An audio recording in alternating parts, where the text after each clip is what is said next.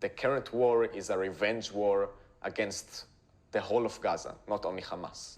So we would enter a house of an innocent Palestinian home in the middle of the night.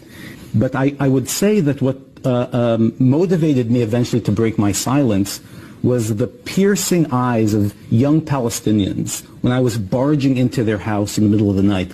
I could always justify it to myself, but those eyes, the anger, their fear, was what eventually helped me overcome that. To get an order to demolish their home or just lock their front door and don't let them out into the street their house is on, a street that only Jewish settlers can walk on and Palestinians cannot. So they have to walk through windows to yards, into the other side, into the Kasbah of Hebron.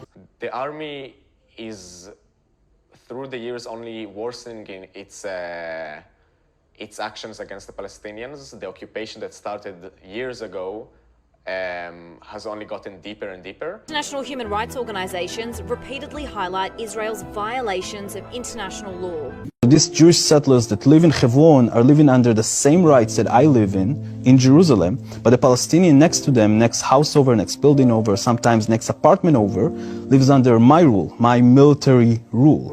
And I can do whatever I want with him. I can take his home as a temporary base for a few hours to a few days to a few weeks. I don't feel like I'm protecting anyone. I didn't feel like I'm helping anyone feeling more safe. I feel like I'm terrorizing people. I feel like for the first time in my life, the boundaries between good and bad that I learned as a kid, and obviously I learned that I'm on the good side, was broken. I felt like I am the terrorist. And my job was literally to scare people.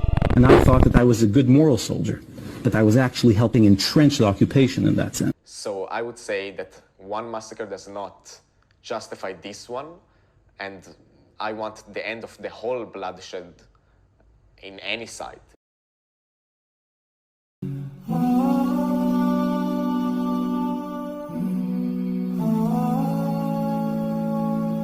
They call me Ramzan.